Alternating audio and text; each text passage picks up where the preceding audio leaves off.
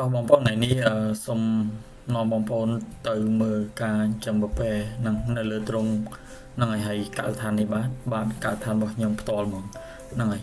ដំបូងមានសំណួរមួយសំណួរពីរសំណួរក៏ដូចជាមួយចំណុចពីរចំណុចដើម្បីបងប្អូនគួរពិចារណាមុនការចំជ្រើសរើសពូជយកទៅចំអ្វីដែលសំខាន់បំផុតគឺការជ្រើសរើសកសិដ្ឋានដែលយើងចង់ទិញពូជហ្នឹងហើយវាមិនមែនសំខាន់បំផុតទៅលើពូជប្រភេទទេអ្វីដែលជាចំណុចសំខាន់ដំបូងបំផុតគឺការជ្រើសរើសកសិដ្ឋានដែលយើងធ្វើជាដៃគូនិងគួរជាទីទុកចិត្តហ្នឹងហើយ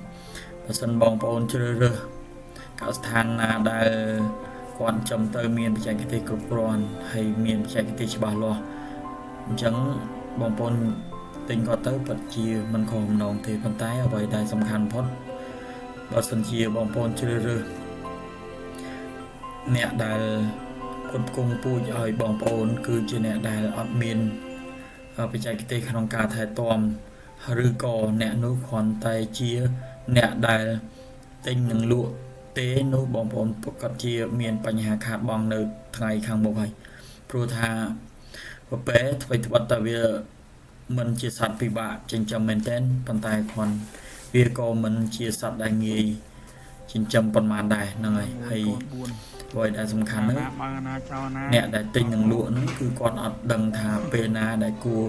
តែចាក់តម្លាក់សត្វល្អិតហើយពេលណាគួរតែធ្វើវ៉ាក់សាំងហើយនៅបន្ទាប់ពីមេកូនឬក៏មុននឹងមេកាត់កូនគួរចាក់ថ្នាំអីដើម្បីឲ្យមេសបោទឹកដោះហើយកូនកើតមកមានសុខភាពល្អ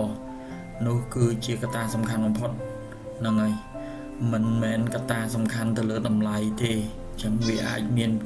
ការខុសគ្នាបន្តិចបន្តួចបើប្រៀបធៀបជាមួយនឹងអ្នកដែលគាត់ទិញនិងលក់ហ្នឹងហើយដោយមើលកសិដ្ឋានជាក់ស្ដែងនឹងសុខភាពមេគឺសុខភាពល្អមែនទែនហើយបើបងប្អូនចង់ដឹងថាគាត់ចំបានល្អឬក៏អត់មុនពេលដែលបងប្អូនគួរទិញពូជបងប្អូនគួរតែសុំគាត់ទៅមើលទីកន្លែងនោះទីកន្លែងផ្ទាល់ហើយសំខាន់មួយទៀតអ្នកទិញនិងលក់គាត់អត់មានបច្ចេកទេសបើសិនជាបងប្អូនទិញគាត់ហើយបើសិនជាបងប្អូនចង់សួរនាំពីបញ្ហាបច្ចេកទេសគាត់ប្រកាសជាអត់ចូលមើលទូរស័ព្ទឬក៏អត់ចូលមើល Telegram របស់បងប្អូនទេតែផ្ទុយឆ្លាស់ពីកសិដ្ឋានកសិដ្ឋានលើកទឹកចិត្តមែនតើសម្រាប់បងប្អូនដែលទិញទៅគឺកសិដ្ឋានធានាផ្ដល់នៅបច្ចេកទេសគ្រប់គ្រាន់ក៏ដូចជាប្រឹក្សាគ្រប់ពេលវេលាដែលបងប្អូនមានបញ្ហាហ្នឹងហើ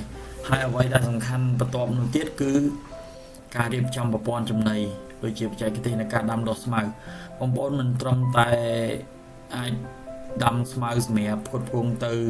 សត្វចិញ្ចឹមរបស់បងប្អូនទេប៉ុន្តែបងប្អូនអាចធ្វើការលក់ស្មៅនេះទៅកាន់កសិដ្ឋានជុំវិញបងប្អូនដែល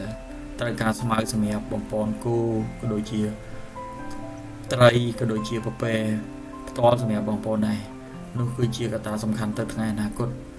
អញ្ចឹងសូមបងប្អូនពិចារណាមុនធ្វើការទិញឬក៏ជ្រើសរើសកសិដ្ឋានដែលបងប្អូនគួរធ្វើដៃគូទៅថ្ងៃអនាគតបើបងប្អូនមានចម្ងល់អាចសួរនាំបន្ថែមបានសូមអរគុណ